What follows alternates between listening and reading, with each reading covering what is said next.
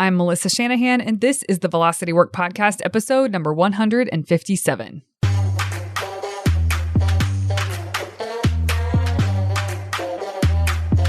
This podcast is for attorneys who are running their own firms.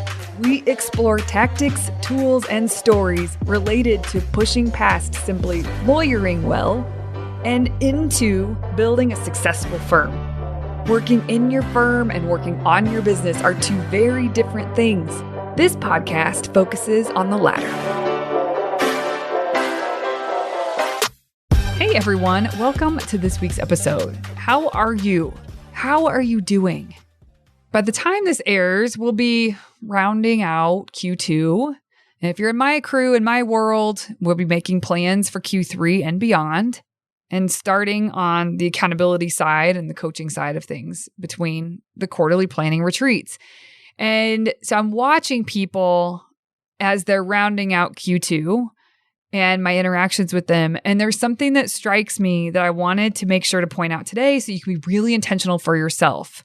This was inspired by a client of ours named Ty Shepard. Shout out Ty.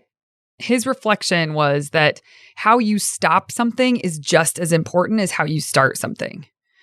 I love this. And I want you to think about, you can replace the word stop with end something, wrap up something, close something. But that's just as important as how you begin it.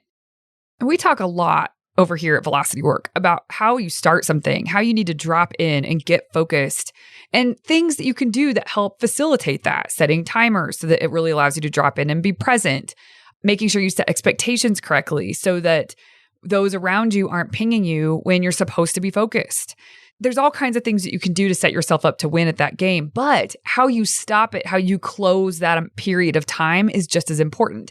Now we can look at the macro of this and we can look at the micro of this. I'm going to start with the micro because it is going to be easier to think through, and then we're going to apply it to the macro. The micro is when you are in your week and you have a certain amount of time calendared to do something, then it's important. And when it's time to do that thing, you drop in and you do that thing. You do what you said you were going to do. You honor your plan. Now, what happens sometimes for people is that they work on that thing longer than they planned to. They let it bleed in and they keep going and then it throws everything else off that they had planned for themselves to get accomplished that day. That's because they aren't intentional with how they're ending that period. They are kind of rolling with it instead of being very intentional. Sometimes it feels good to keep rolling with it. Oh, I'm on a roll. I'm just going to keep going so I can really just knock this out. Or this is taking longer and I need to get this done. And so they just keep going, but they don't lift their head and they aren't intentional about the fact that they're bleeding into other things now. And so you get to decide if you're going to extend the period of time or not that you're working, but just running into other things is not the way to do it. And that is the way most people do it if they're going to extend past the allotted time that they had on their calendar. So what that might look like is when it's about stopping time, let's say you're supposed to end what you're doing at 3:30 p.m. At about 3:20, somewhere between 3:20, 3:30, you want to keep going. So you stop, like pencils down sort of energy to all of this. You stop and you lift your head and you go to your calendar and you adjust accordingly. So whatever was next that you're getting ready to just run over by continuing your activity, you need to make a plan for how are you going to get accomplished the thing that you are about to not get accomplished because you're just going to keep going with the first thing that you are working on. Are you going to move it to tomorrow? Does it really need to be done? Can you scrap it? Which if that's the case, it never should have been on your calendar anyway. What are you going to do with that? How are you going to be intentional so that you still get everything done that you're responsible for, that you said you were going to do, and give yourself more space in this moment to continue on with the work? Being intentional with how you're ending something is important, or the end of something. It's the end of the calendar event. So be intentional with it. If you're not going to honor it, then lift your head and shift things around so that you actually still are honoring your plan. You made decisions from a place that this is what makes the most sense for you. I will say, adjusting things in the moment like that should only happen when it is imperative that that thing that you're working on gets done. if it's just kind of fun to keep working on because you're on a roll, or it feels good to keep working on because you're on a roll, and so then you're going to go past the time limit that you had set, don't do that. Honor your plan. Lift your head and go to the next thing that you said you were going to do. If you need more time, you're going to have to schedule more space for that, more time for that at some point so that you can keep going. But this is really about being intentional with the end.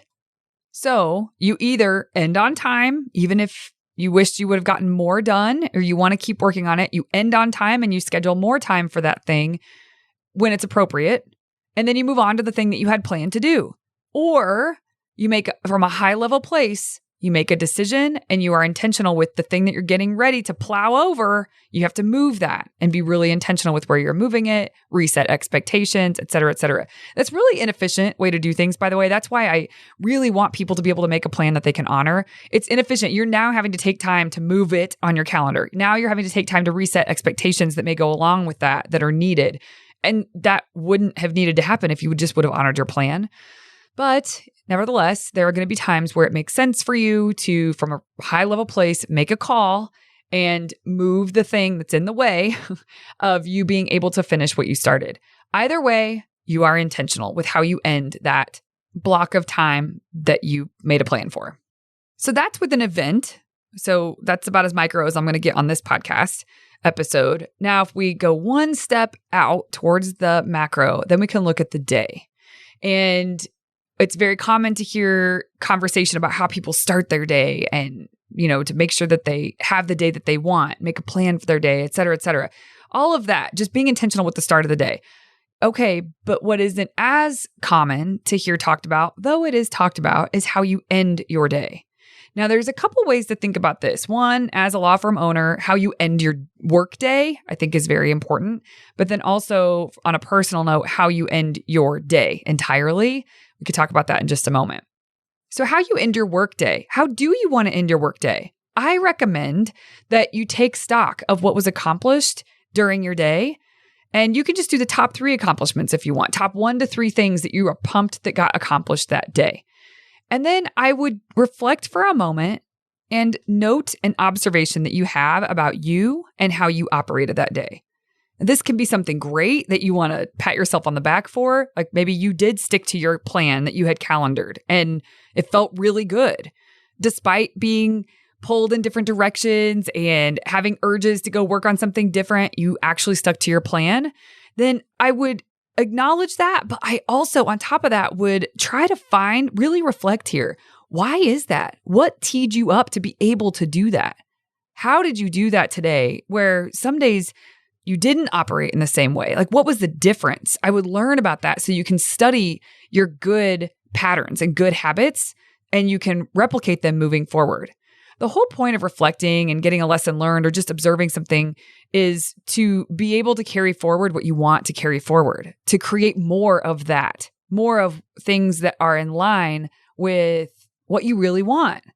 Now, on the flip side of that, I also think it's really healthy to evaluate what you would change or tweak about how you operated, how you showed up, how well you planned and honored your plan, for example, or how well you reacted to something that happened in your day. What would you change to optimize your path and the way that you operate to move towards your ideal way of operating? Maybe you add an element to how you close your day, but that's a great way to start. If you did that every day, at the end of every day, you took 10 minutes or less to write down the top 1 to 3 accomplishments of the day and to extract some sort of observation that you can use to intentionally move forward. Okay, so we've talked about how you end a block of time. We've talked about how you end the day. And now we're going to talk about one step towards the macro, how you end your week. Many of you know I teach a process called Monday Map, Friday Wrap, which is all about how well you plan your week and honor your plan. And that's Monday Map. And then Friday Wrap is a way to intentionally close out the week. And in Friday Wrap, it's very similar to how you would end a day, right? In Friday Wrap, you list the top 1 to 3 accomplishments of the week You reflect and find a lesson learned about yourself and how you operate that you're going to carry forward.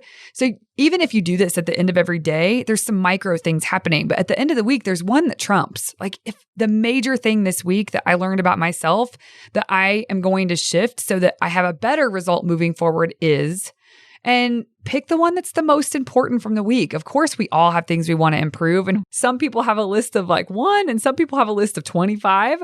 But just pick the one that you can really carry forward right now, here and now, that you can carry forward. This creates a behavioral pattern of you really leaning into progress, not perfection. It doesn't have to be something earth-shattering every single week that you're going to flip and do better. No, it's small things about you and how you operated and just observing yourself throughout the week that you just had. What do you want to do differently moving forward? And applying that for the next week. And Monday Map, Friday Wrap is a really beautiful cycle with this practice because after Friday Wrap, then the next thing you'll do is Monday Map, which is planning for your next week. And so you can carry forward in your planning the observation that you had, the takeaway that you had about you and how you operated in that week that you just finished. So Friday Wrap is an intentional way to close the week so that it tees you up to experience progress moving forward. I also recommend that you do this at the end of every month. For me, this practice, when I do it, because I am not perfect and there have been months, especially this year, there have been months that this has gotten skipped. And as you probably heard a few episodes ago, that was a big deal for me in terms of the overwhelm that it created and what was going on mentally for me when I didn't really have as good of a plan as I needed in order to get everything done. It kind of stems from this. I didn't practice this idea of closing out one month and really being very intentional for the upcoming month as a whole. But when I do, things tend to feel better. And I highly recommend that you have just a recurring event on your calendar, a meeting with yourself to close out the month. Similarly to Friday Wrap, it's just more macro. What were the top 1 to 3 accomplishments from the month? And then what is just one thing, one lesson that you can take away from the month that you just had as you reflect on the month in terms of you and how you operated? And not about the world. You got to stay with what you actually have control over, which is you and how you show up, how you operate. What's one takeaway for yourself that you want to carry forward? One lesson learned that you're going to extract that you can carry forward. And then you can look ahead at the next month and make sure that there are proper guardrails on your calendar, that your personal life is in the calendar and protected, that any big work initiatives have enough space that you're going to be set up to win at working on those things. Just a 30,000 foot view at the month. Is your month set up to support what you have going on? And that can be a really beautiful way to close out your month. We did an episode on this. I think it was in September of 2020. And it's funny, I can remember that because I remember what was going on with work when we were doing it. But that episode we will link to in the show notes, but it was something about how to make sure you create next month's results or how to plan your next month like a pro, something like that. We will link to it in the show notes. If you want to really dig into an end of month practice, we have that guide for you in a podcast. All right, so we've talked about the block of time, ending that intentionally. We've talked about the end of the day, how you can end that intentionally, the end of the week, how you can end that intentionally, and now the end of the month. Now we're going to go more macro. And this is as macro as I'm going to get on this podcast, but that's the end of the quarter. Now, if you are in my world, then we facilitate strategic planning at the turn of every quarter for you.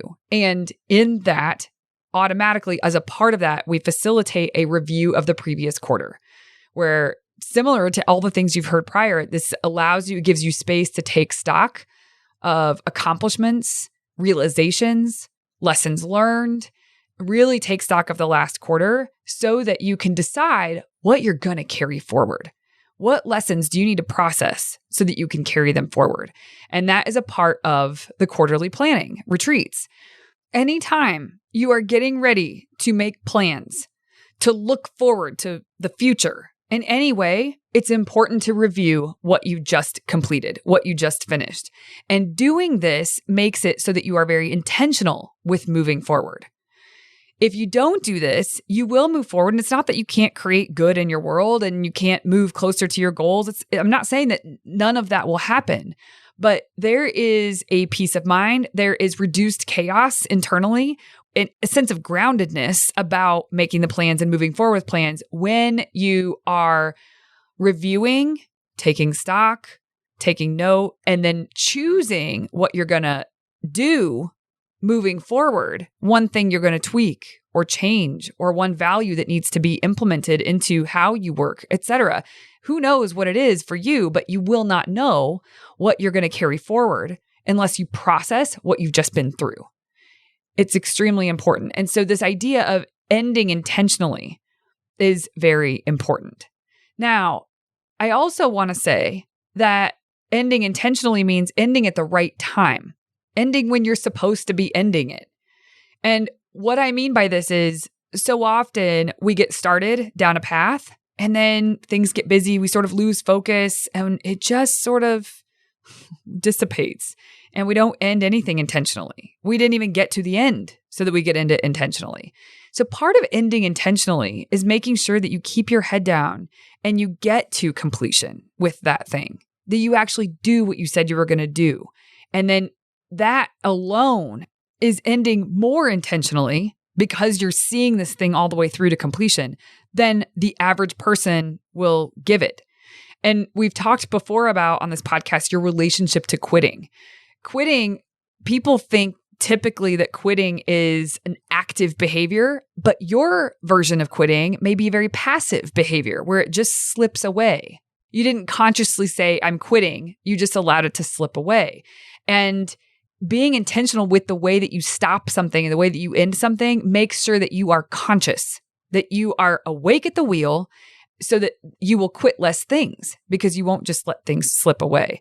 So when you think about ending intentionally, the first part of ending intentionally is the completion of it, or going all the way until you can't because of unforeseen barriers that are halting the action, which, sometimes that will happen, but it wasn't because you let it slip, and it wasn't because you gave it up, and it wasn't because you didn't plan your time well enough to be able to give attention to it. That's not why it ended. So part one of ending intentionally is you making sure that you see it all the way through. And that, I think, is what is so beautifully done inside of our groups, is accountability for that. It's reminding. It keeps you awake at the wheel because we're all talking about it all the way through the quarter. Then the second part of ending intentionally something is reviewing, taking stock, just taking note, and being able to move into the next phase or the next thing in a great way. Hopefully this all makes sense. Hopefully there is one nugget in here that stands out that maybe trumps the others that you're going to take away and implement right now so that you can move towards progress, not perfection, for yourself. If it is how you close up your day, then run with that. Just taking one of the things that I gave you today to implement into your own world will absolutely change the game for you. So if you feel like you could use it at the end of the day, do it.